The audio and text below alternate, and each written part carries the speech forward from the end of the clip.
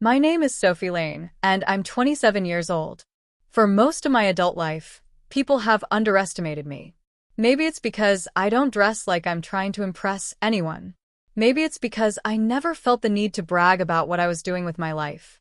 Or maybe it's because I've made mistakes, big ones, that made people think I'd never amount to anything. But if I'm being honest, I let them think that. When this story began, I was working as a waitress in a cozy little restaurant called the Garden Table. It wasn't glamorous. It wasn't the kind of job that made people's eyes light up when they asked, "So, what do you do?"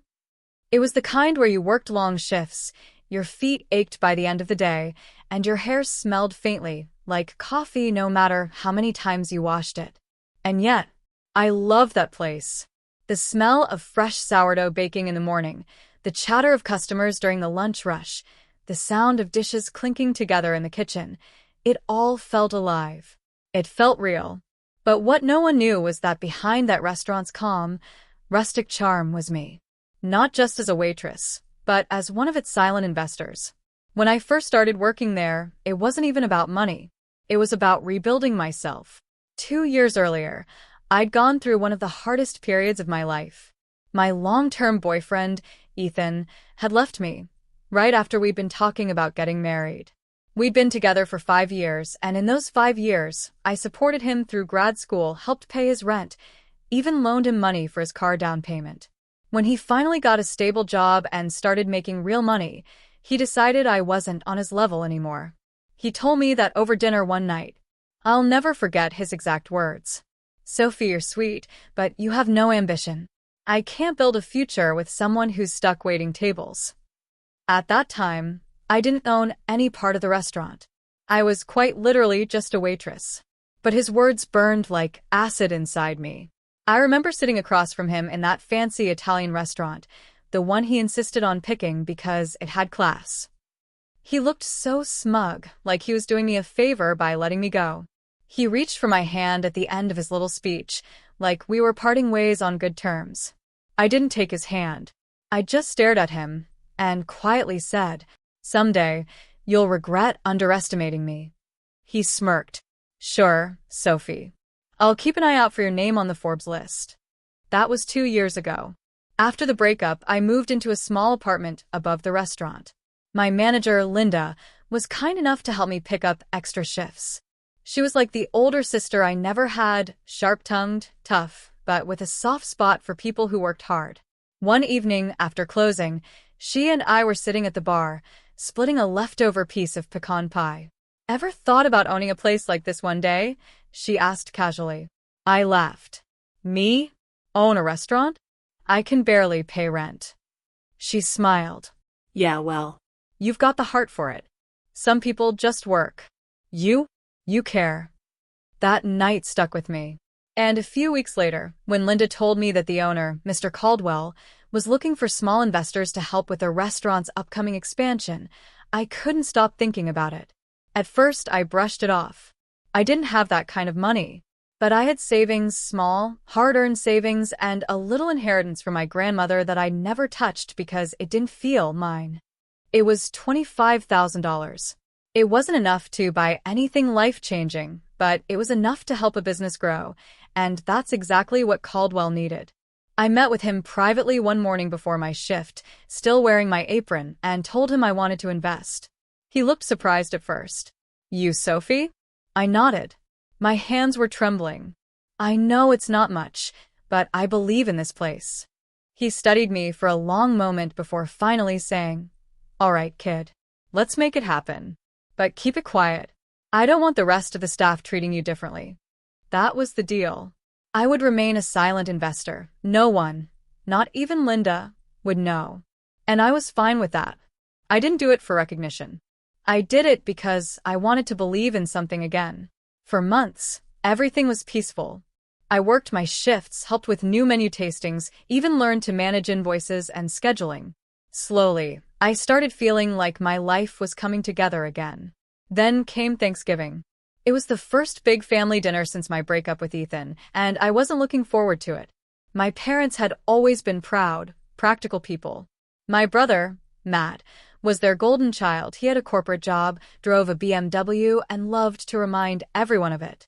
When I arrived at my parents' house, the smell of roasted turkey hit me before I even knocked. My mom opened the door, her face lighting up. "Sophie, look at you, still working at that little restaurant." There it was, the question that always came laced with judgment. I smiled faintly. "Yeah, still there." Matt appeared behind her, holding a glass of wine and smirking. "How's life in the land of minimum wage?" I wanted to roll my eyes, but instead I just said, "It's good. I like what I do." He laughed, shaking his head. "You always did settle for less." That comment stung more than I wanted to admit. But I stayed calm, helped set the table, and tried to ignore the subtle condescension dripping from every word that came out of his mouth.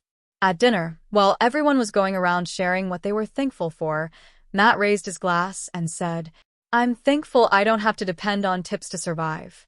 The table erupted in awkward laughter. My mom chuckled nervously. My dad just sighed.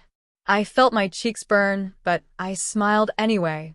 "I'm thankful I'm learning more about running a business than you probably ever will." He frowned, confused. "Running a business?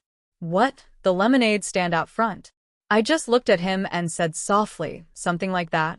The rest of the evening was a blur.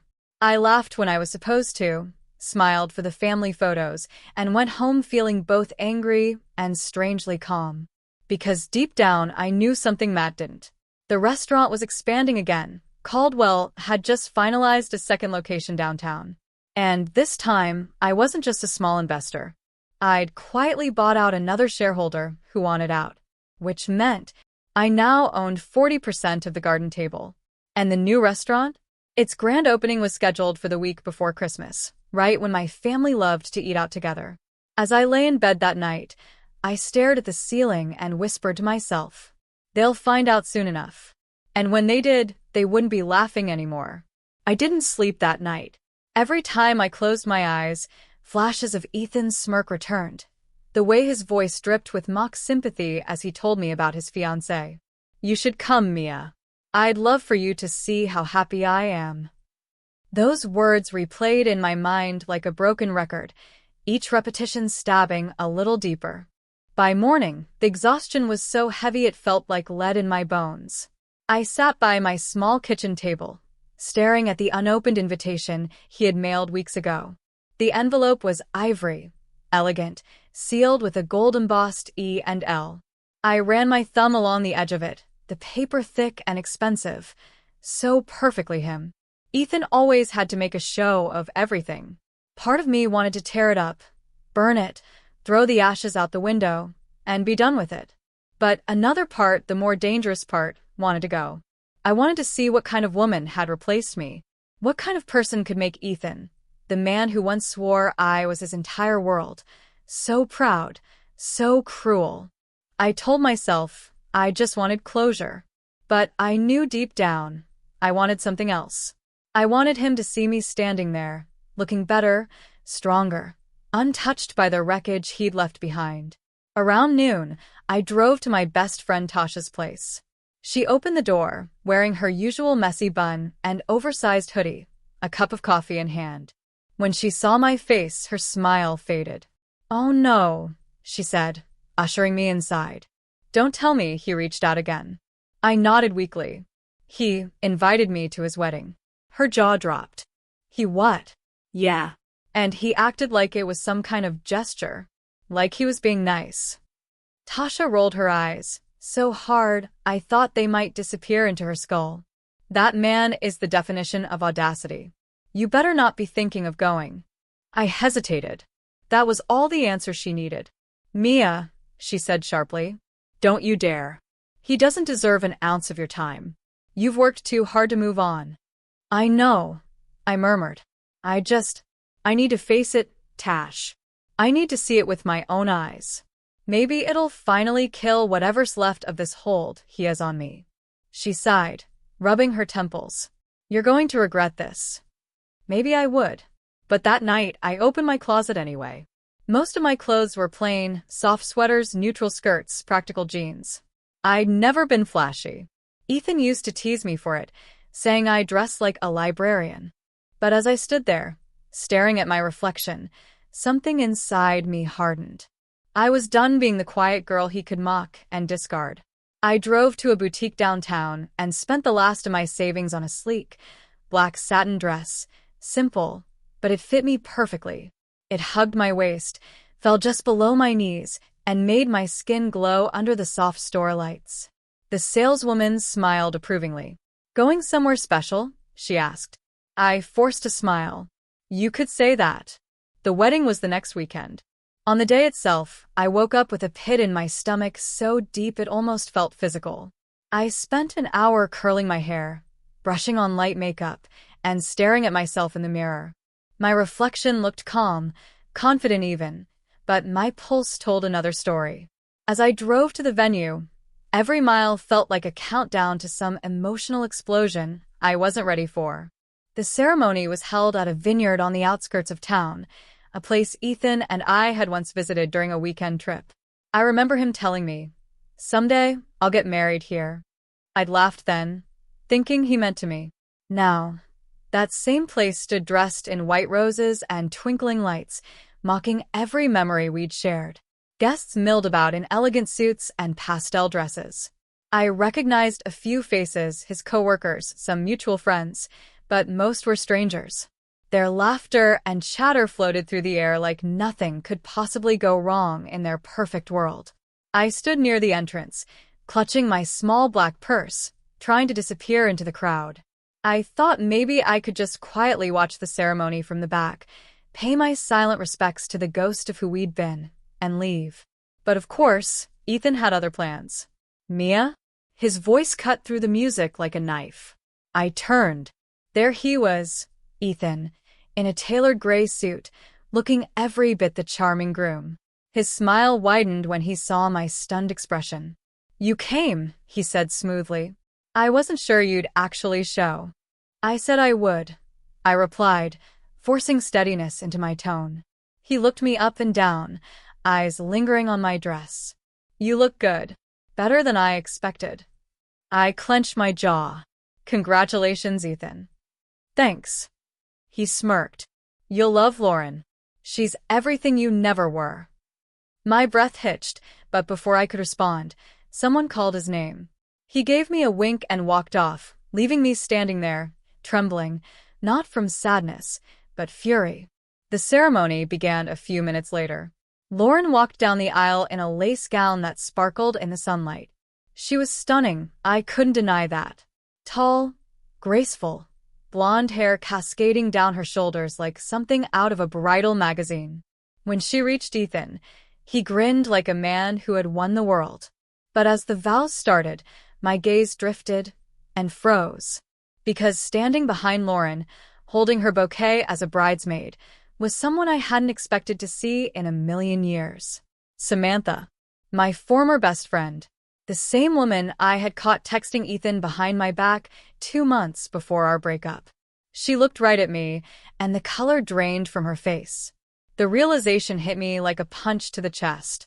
Ethan hadn't just moved on. He had chosen her. The betrayal I thought I'd buried came roaring back with a vengeance so fierce I could barely breathe. I stumbled out of the ceremony, my heels crunching against the gravel.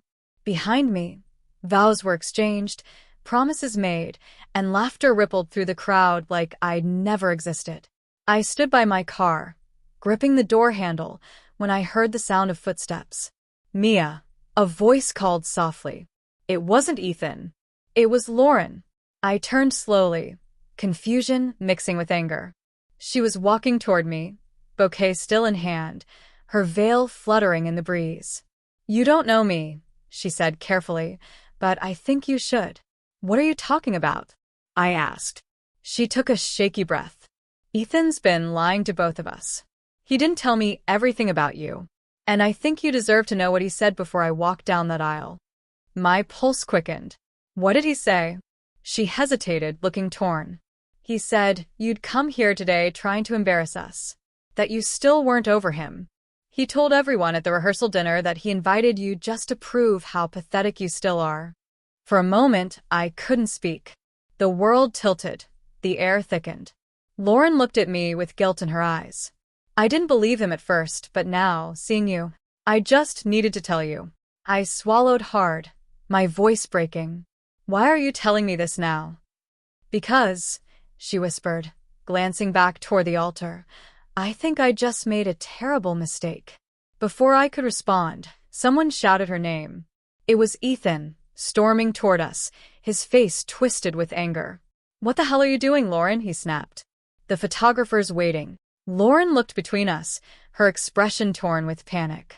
I just needed some air. Ethan's eyes flicked to me, his smile cold and sharp. You should leave, Mia, before you embarrass yourself any more than you already have. Something inside me finally cracked. I took a step closer, staring him down. You invited me here to humiliate me, didn't you? He didn't deny it. His smirk said everything. Well, I said quietly, you're going to regret that. And with that, I turned and walked away, not just from him, but from the years of heartbreak he had chained me to. What I didn't know was that the revenge I was about to take would destroy everything he built that day. I sat in my car for nearly 20 minutes after leaving the ceremony, my fingers trembling against the steering wheel. The vineyard stretched out before me, golden under the setting sun, and all I could think about was the look on Ethan's face, smug, superior, as if I was nothing more than a prop in his twisted little show. He had wanted me there to play the fool, to stand silently, humiliated, while he paraded his perfect life in front of me. But instead, I walked away with something far more dangerous than anger. I walked away with clarity. And clarity, I realized, was the sharpest weapon of all. I didn't drive home immediately. I parked a few miles away at a small roadside cafe and sat there with a lukewarm cup of coffee, replaying Lauren's words in my head. He told everyone he invited you to prove how pathetic you still are.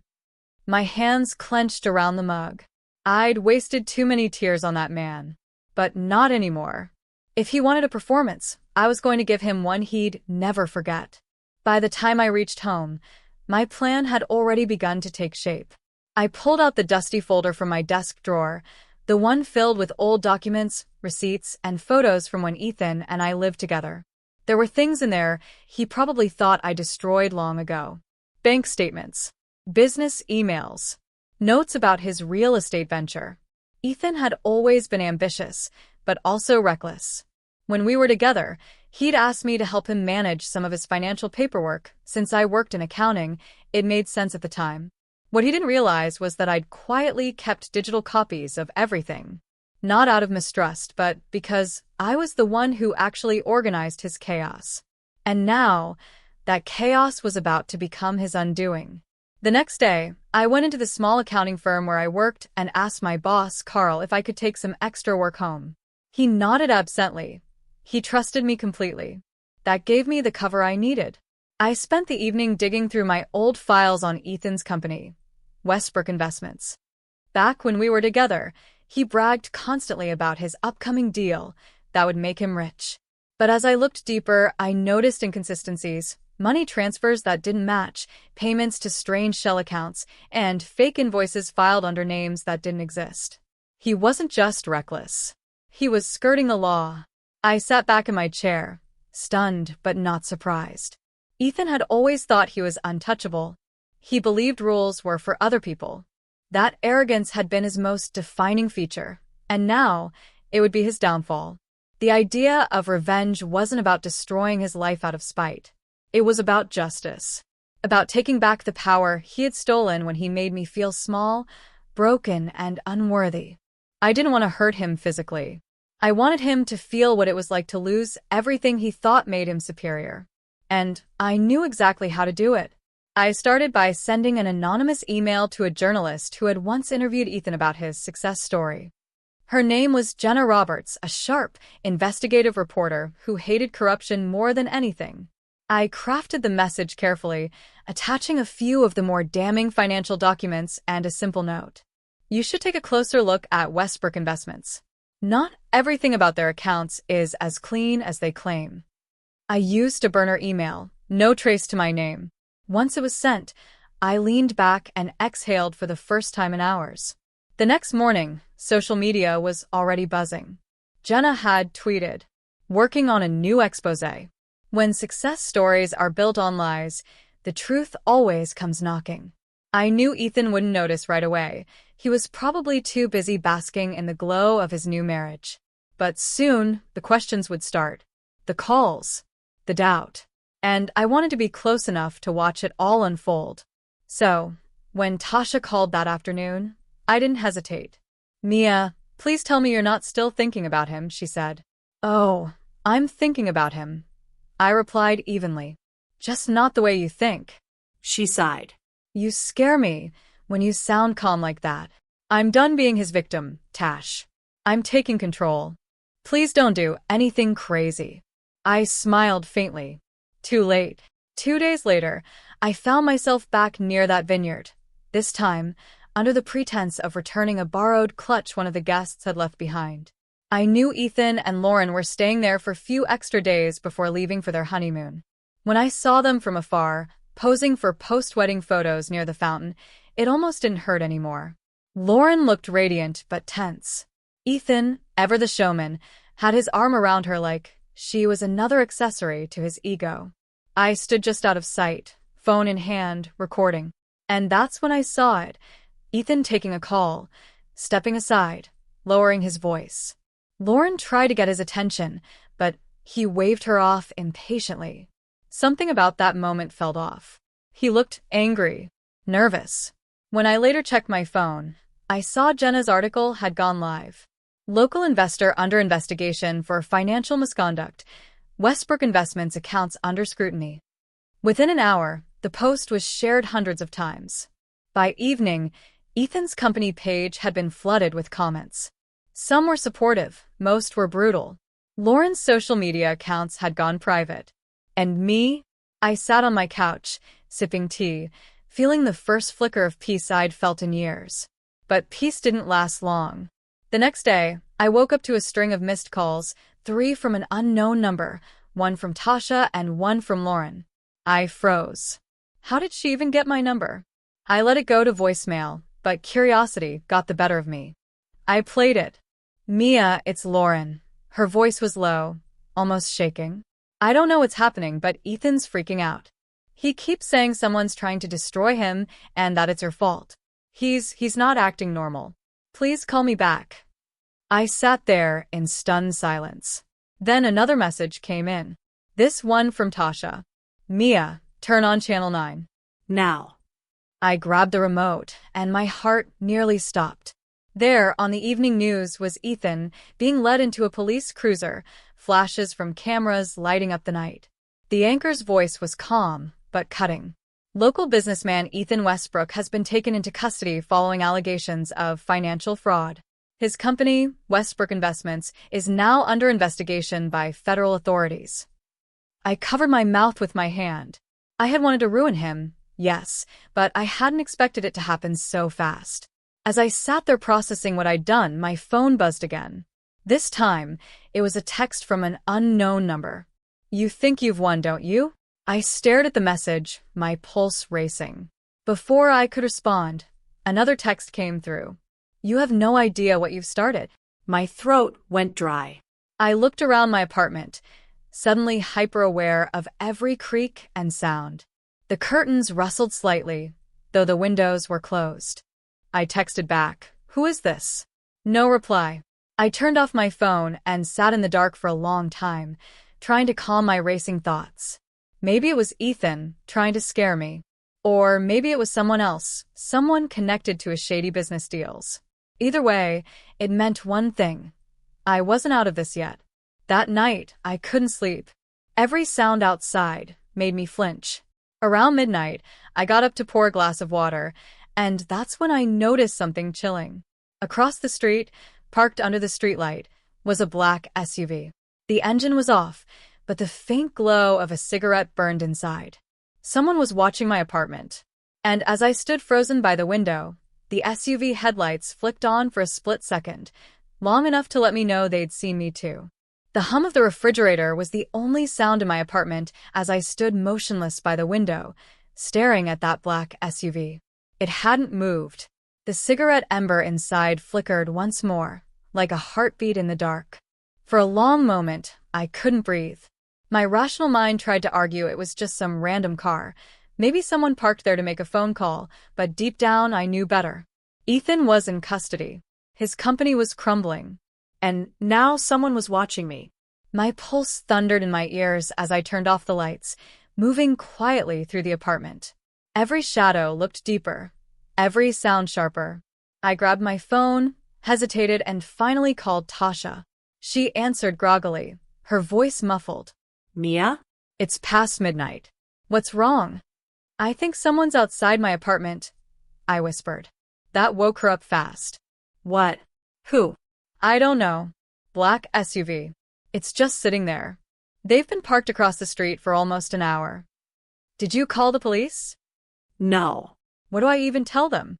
That I ruined my ex's life and now I'm being stalked. My voice cracked despite me trying to sound calm. Mia, listen to me, Tasha said firmly.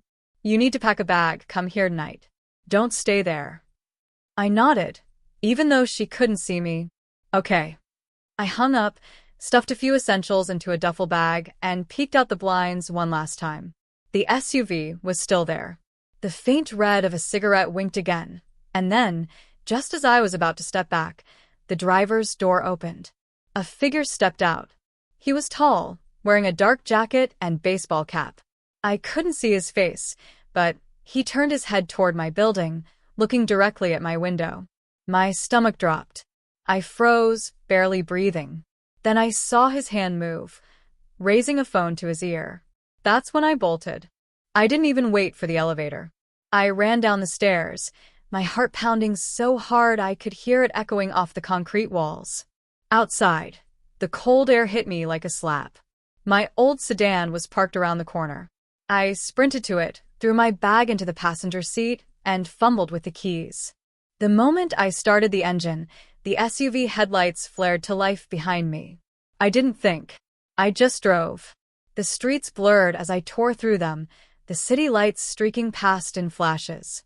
I turned down a side street, then another, checking my rear-view mirror every few seconds.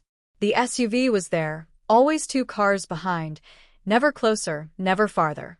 My breath came in shallow bursts. I couldn't go to Tasha's now. I didn't want to lead them to her. So instead, I drove toward the old diner near the edge of town, the one that stayed open 24 hours.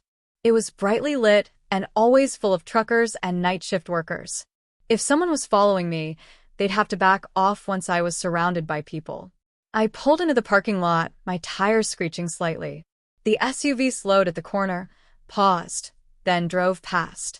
I sat there shaking for a full minute before I could even unbuckle my seatbelt. Inside, the diner smelled like burnt coffee and fried onions.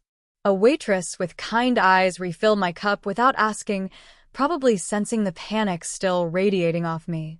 I sat in a corner booth, trying to steady my breathing, and finally pulled out my phone. I opened social media out of habit and froze. My name was trending. Someone had posted an anonymous thread with the headline, "Ex-girlfriend exposes businessman, ruins his life. Insider says she's behind the leak." There was even a photo of me, one from the wedding cropped from a group shot. The comments were brutal. "She's just bitter he moved on. Classic jealous ex move. She's gonna get sued into oblivion." My chest felt tight. I hadn't used my real name anywhere. I'd been careful. So how did they know it was me? Then I saw it, a reply to the post from a throwaway account that sent ice through my veins. "She's next."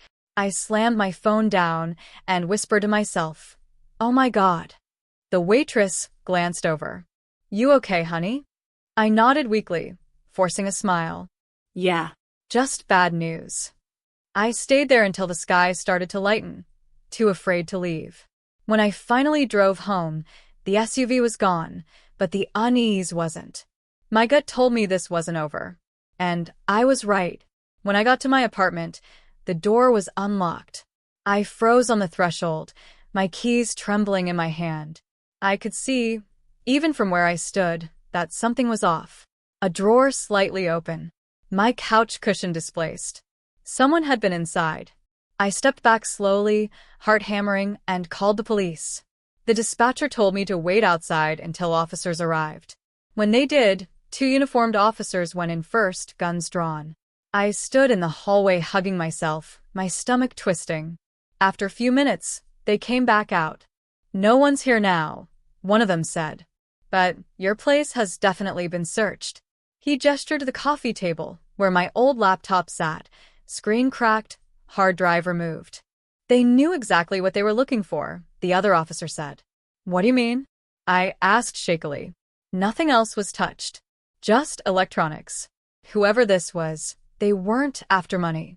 The implication hit me like a punch. They were after evidence. After the police left, I sat on the floor, surrounded by the quiet wreckage of my apartment. I should have felt terrified, but instead, I felt something colder. Determination. If they thought breaking into my place would scare me into silence, they had no idea who they were dealing with. I made a decision right then. I was going to find out who was behind that SUV, who leaked my name, and who was still trying to protect Ethan's mess. That afternoon, I went to my office downtown. Carl, my boss, was on the phone when I walked in, but he gave me a curious look. "You look exhausted, Mia. Everything okay?" "Yeah," I lied. "Just a long night." He nodded, distracted. "Listen, before you go, I need to talk to you. It's about a call we got this morning." My stomach sank. "What call?" "Someone claiming to be from the Department of Financial Affairs. They asked if you had access to any of our client records and if you've recently been in contact with journalists." My blood ran cold. "What did you say?" I told them no, of course. But it was strange. They didn't leave a name or a case number. Just hung up after that. I swallowed hard. "Do you think it was real?" He shrugged. "Could have been. Or could have been someone fishing." I nodded numbly, excused myself, and went straight to the break room to catch my breath.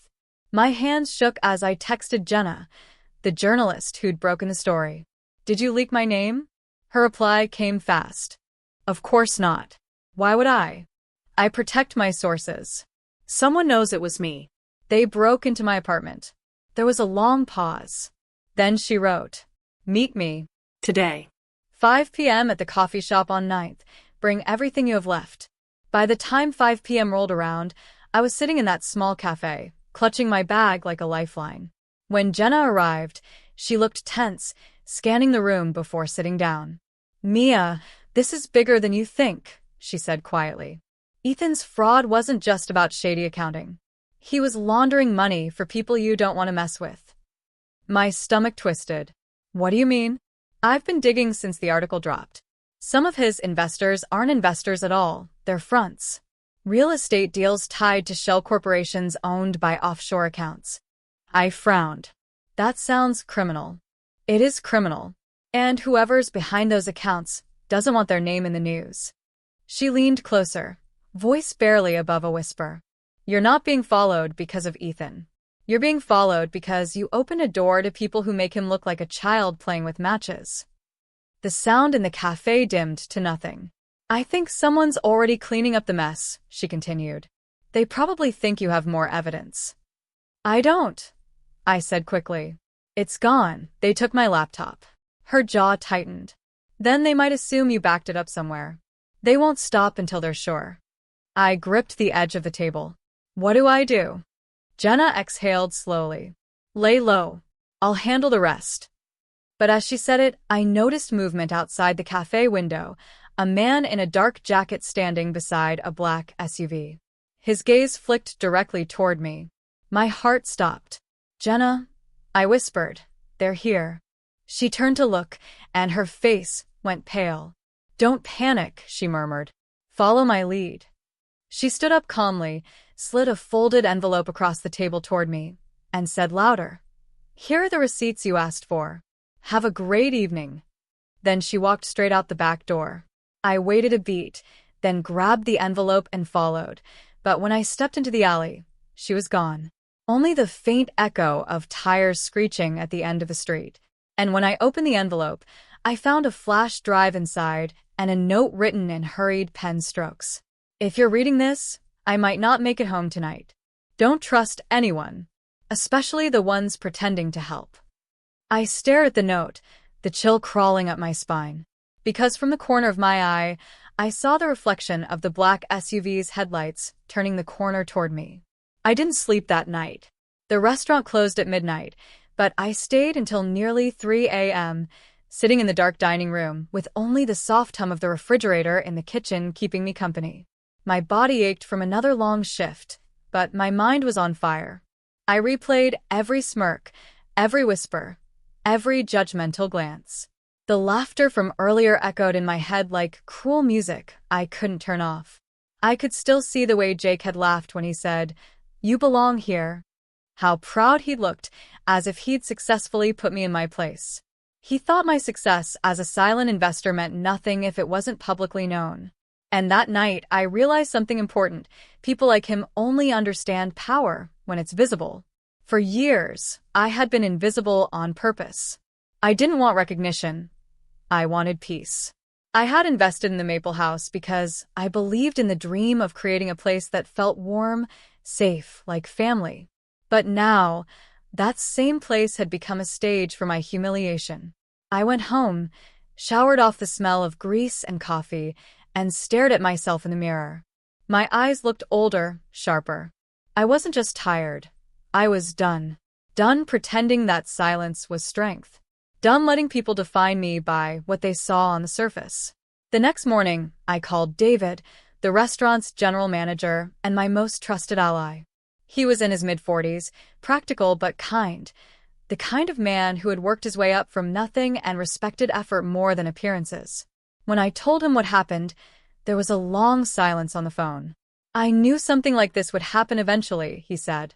"You've been too quiet for too long, Emily." "Maybe," I replied. "But I think it's time that changed." He hesitated. "What are you thinking?" I smiled, a small, tired smile that felt like the start of something powerful. "A staff meeting. Tonight. Before service." That day, I walked into the Maple House early, wearing a crisp, white shirt tucked neatly into dark jeans. My hair was tied back. I looked like a manager, not a waitress, but still humble enough that no one questioned it when I started setting up. By 4 p.m., the team had gathered, the same people who had laughed at me less than 24 hours earlier. Jake was leaning against the counter, chewing gum and scrolling through his phone. Laura looked curious, while the rest of the waitstaff whispered, wondering why the waitress had called a meeting. David stood next to me, arms crossed, watching silently. I took a deep breath and began. "Before we start service tonight, I need to address something." Everyone turned toward me, confused. "Yesterday, some of you had a good laugh at my expense," I continued. My voice was calm, but there was a steady undercurrent of steel beneath it. "You thought it was funny that someone like me, a lowly waitress, would dare dream bigger than what you see." Jake chuckled under his breath. "You really gonna make this dramatic, Emily?" David's voice cut through the room. Shut it, Jake. Let her finish. I looked Jake directly in the eyes. "You said I belonged here. And you're right. I do belong here, just not in the way you think." He frowned. "What's that supposed to mean?" David handed me a folder. I opened it slowly, letting the tension stretch. Inside were copies of official documents, contracts, ownership papers, and the investment agreement. My name, Emily Turner, was clearly printed at the top as one of the principal investors and co-owners of the Maple House. When I spoke again, my voice didn't waver. I didn't just get a job here because I needed money. I got a job here because I wanted to understand this place, to see how it ran, to see how people treated others when they thought no one important was watching. A stunned silence fell over the room. Jake's face drained of color. "You're joking." David stepped forward. "She's not." I held up the papers. "I've been the silent investor since day one. Every paycheck you've received, every upgrade this restaurant has had, I signed off on it. And yesterday, when I asked you to cover a table, you laughed because you thought you were better than me. You mocked me, not knowing I was the reason this place exists." Laura covered her mouth. The line cooks exchanged awkward glances. Jake stammered, "Wait, why would you hide that?" Why work here like one of us? Because I wanted to see people's real character, I said quietly. You can tell a lot about someone by how they treat a person they think is beneath them. Jake shifted uncomfortably. So, what, you're gonna fire me now? I met his gaze steadily. No. But I am going to make some changes. David nodded, stepping aside to let me continue. I'm tired of seeing this place lose the soul it was built on. We started the Maple House to create a space where everyone was treated with dignity, staff, customers, everyone. But somewhere along the way, respect got lost. From now on, that changes. I announced new training programs, fairer scheduling, and stricter rules about workplace behavior. I didn't raise my voice. I didn't need to. The authority in my tone was enough. Jake tried to interject, but David's glare shut him up instantly. When the meeting ended, most of the staff walked away in stunned silence. A few apologized quietly. Others avoided my eyes. But Jake lingered.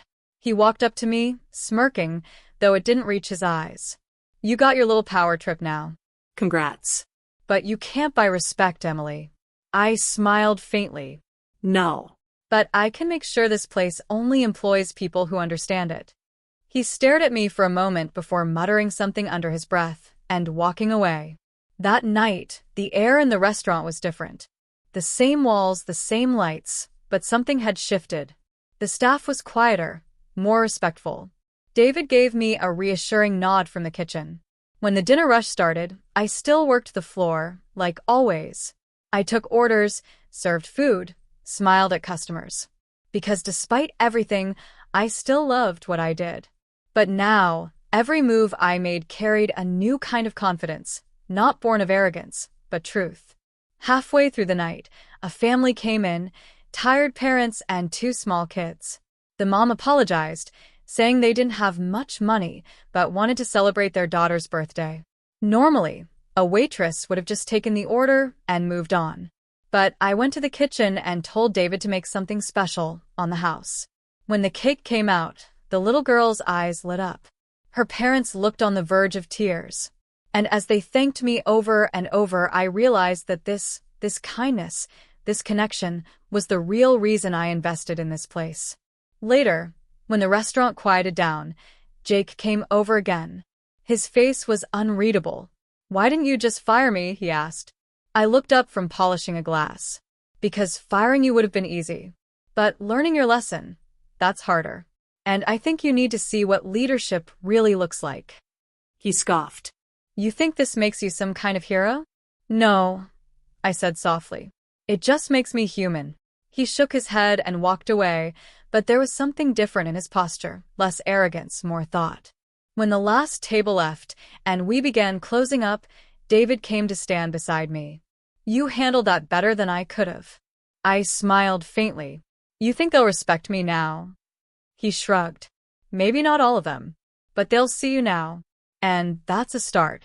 I looked around the restaurant, the soft amber lights, the smell of roasted garlic still lingering in the air. It was mine, not just in paperwork, but in spirit. For the first time in months, I felt peace. Not the quiet kind that comes from hiding, but the fierce kind that comes from truth. When I stepped outside that night, the air was cool, the sky painted with streaks of orange and purple. I breathed deeply, the city humming softly around me. Jake's words echoed in my head. You can't buy respect. Maybe not. But you can earn it one act of courage at a time. As I walked to my car, I saw Laura waiting by the door. She looked nervous.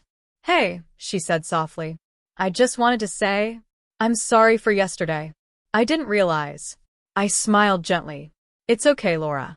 Just remember, kindness doesn't cost anything. She nodded, her eyes glistening. I will. And as I drove away, the city lights reflecting on my windshield, I felt something deep in my chest. Not triumph, not revenge, but quiet satisfaction. Because sometimes, the best revenge isn't shouting your worth. It's showing it. And for the first time, I was ready to be seen. The next few weeks felt strangely calm, like the air after a storm.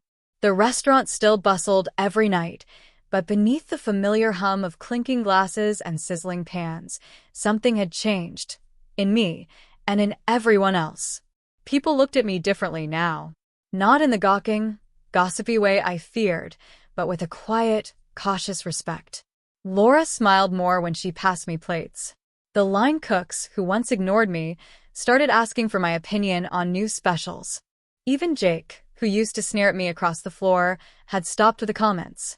But peace, I've learned, never lasts long. Not when truth begins to stir the waters. It started with an article. One slow Tuesday afternoon, I was restocking napkins when David came into the dining room holding his phone. "You might want to see this," he said, his brow furrowed. He handed me the screen. It was a post from a local business blog, City Eats Weekly. The headline read, "Waitress turns out to be co-owner and investor of beloved downtown restaurant." Underneath was my picture, a candid shot someone must have taken during service, probably that night after the staff meeting. The article talked about how I had been working undercover in my own restaurant, learning firsthand how employees and customers were treated. It called me the silent investor with a heart, and the woman who reminded the city that humility and leadership can coexist. I felt my stomach twist. I hadn't wanted publicity. I hadn't told anyone outside the restaurant what had happened. "Do you know who leaked this?" I asked quietly. David shook his head. "My guess? Someone from staff. Maybe one of the cooks. But whoever it was, it's out there now." By evening, the phones wouldn't stop ringing. Local news outlets wanted interviews. Customers came in just to see me, whispering, "That's her." Some left notes on receipts that said things like, "You're an inspiration." Others wanted selfies, which felt absurd. I was just a woman who owned a restaurant and refused to be disrespected. Still, the attention brought business. The Maple House was suddenly full every night. Tables booked weeks in advance. Jake, who had spent weeks walking on eggshells around me, approached one night after closing. He looked sheepish, his hands shoved deep in his pockets. "Hey," he said quietly. "That article, it's everywhere. My mom even sent it to me." I looked up from wiping the counter. "Oh," she said, "you should learn something from that woman." He let out a small, embarrassed laugh. "Guess I had that coming." I studied him. He looked different, less arrogant, more grounded. "Jake," I said softly, "do you know what hurt me the most that night? It wasn't your laughter.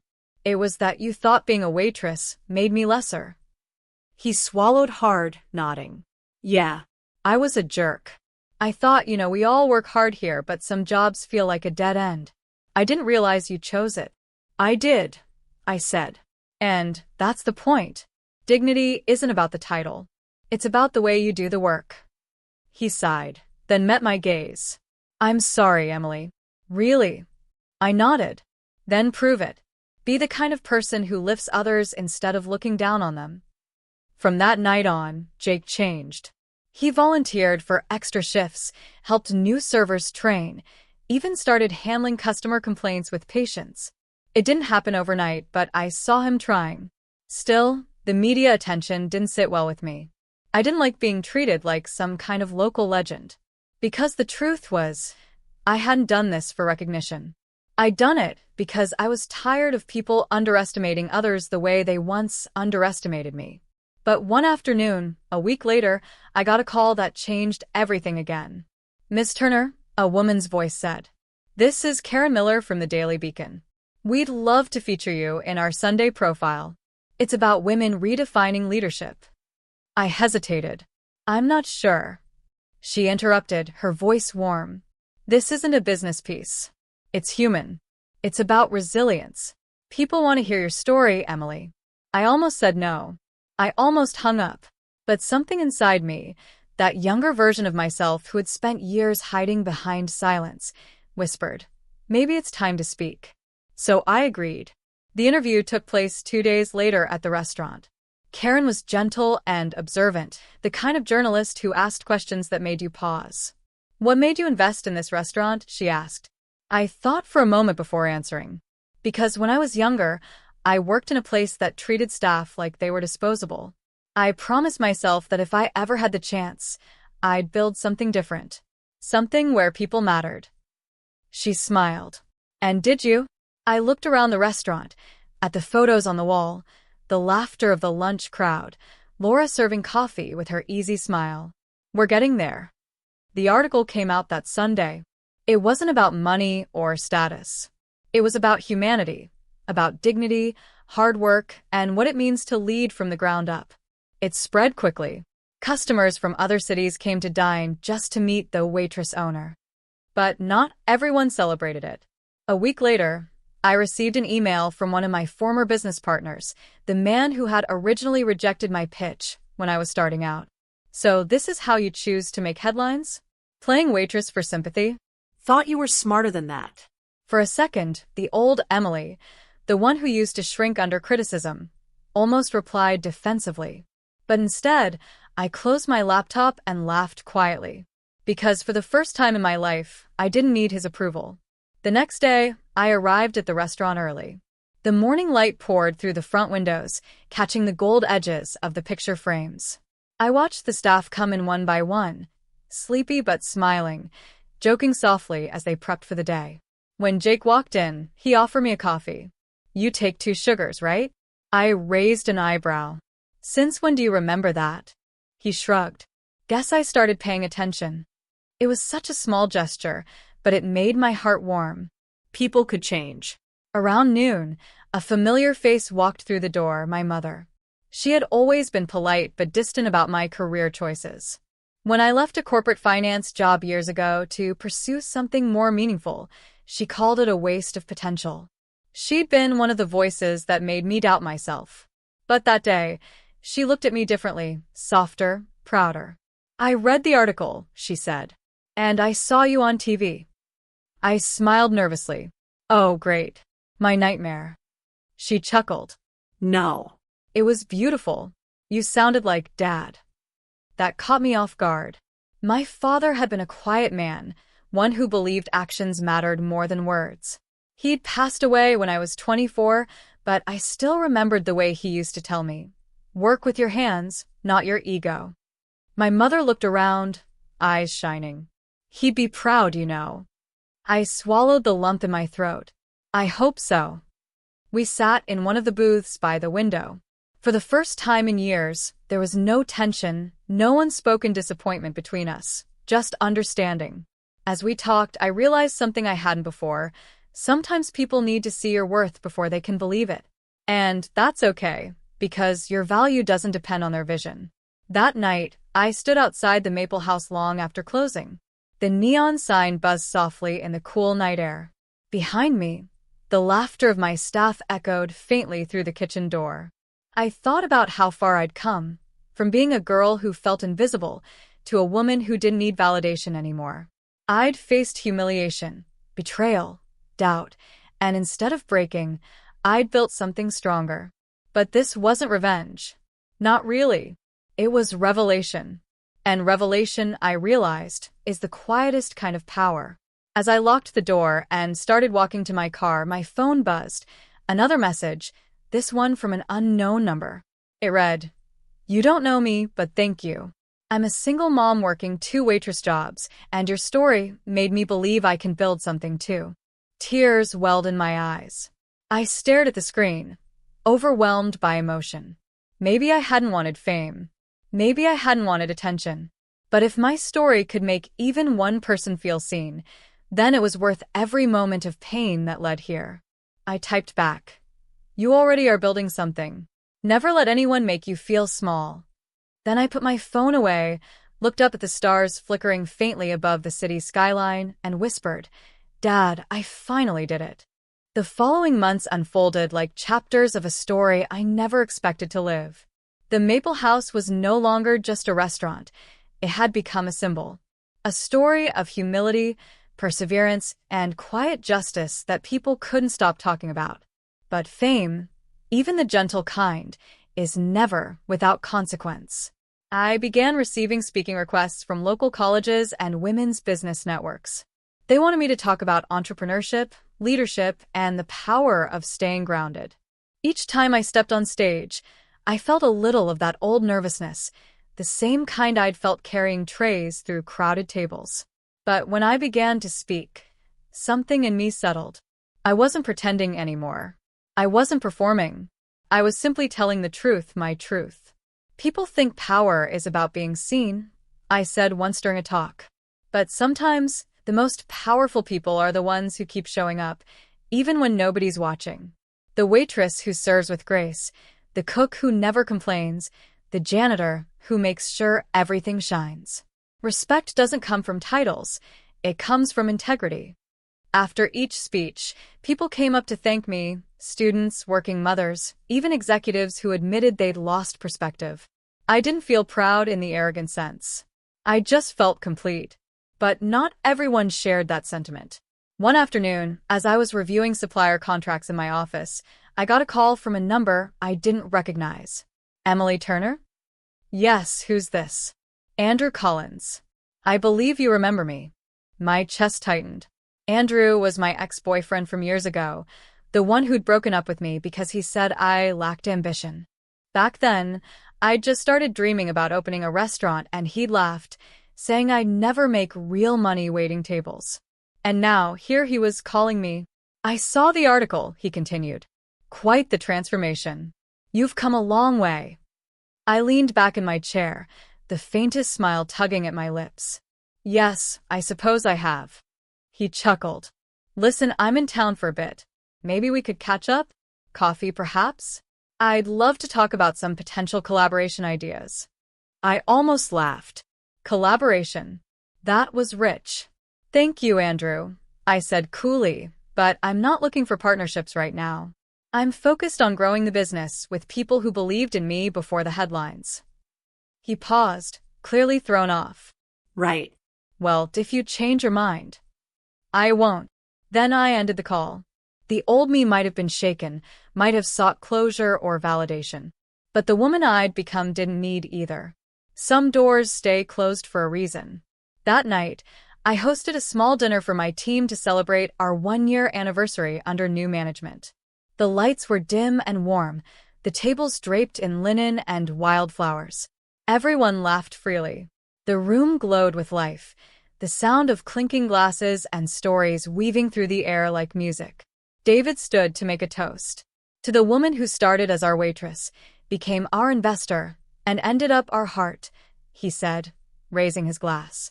Emily, thank you for teaching us what leadership truly looks like. The team clapped, and my face flushed, partly from the wine, but mostly from emotion.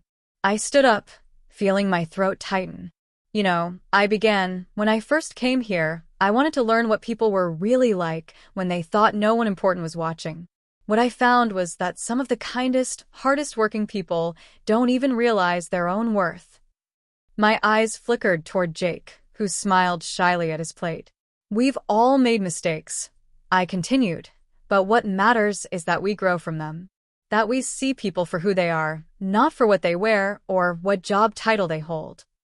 There was silence for a moment, the kind that hums with sincerity. And I added, the Maple House isn't just mine anymore. It's ours. Everyone cheered, glasses clinking. It was one of those moments you wish you could freeze, frame, and hold forever. Later that night, after the last guest left, I stayed behind, walking through the quiet restaurant. The scent of rosemary and roasted garlic still lingered in the air. I trailed my hand along the polished bar counter, my heart full. That's when I saw it, an envelope lying by the hostess stand. My name written across the front in elegant cursive. I opened it. Inside was a handwritten note. You don't know me, but I was here tonight. I used to work at a place that made me feel invisible. Seeing what you built gave me hope. Thank you for reminding me that kindness and power can live in the same room. No signature. Just that. I pressed the letter to my chest, tears welling in my eyes. Maybe that was the real reason I had gone through all this. Not for revenge, not for recognition, but to show someone somewhere that humility isn't weakness. It's strength wrapped in quiet courage. A month later, the restaurant received a call from a network producer. They were filming a documentary series about local businesses that changed their communities, and they wanted to feature the Maple House. I hesitated at first, but David convinced me. It's not just your story anymore, he said. It's ours. It's this place. So I agreed. Filming began on a chilly February morning. The crew followed us through prep, service, and interviews. At one point, the director asked me, "If you could tell your younger self one thing, what would it be?" I smiled, the question landing deep. I'd tell her not to hide, not to apologize for her dreams, and not to mistake other people's noise for truth. When the documentary aired, people reached out from everywhere: waitresses, small business owners, single parents trying to start something of their own. They told me their stories, their struggles, their hopes. And in their words, I saw pieces of myself. The Maple House became more than a restaurant. It became a movement. We started hosting community nights once a month, where customers could donate meals to local shelters or nominate someone in need for free dinner. It wasn't charity, it was connection. And every time I saw a table full of laughter and warmth, I felt my father's words echo again. Work with your hands, not your ego. One evening, after locking up, I stood outside and watched the glow of the sign above the door. Snow was falling softly, painting the street in silver. I thought about the girl I used to be, the one who worked double shifts, who smiled through exhaustion, who was mocked for not aiming high enough. She hadn't vanished.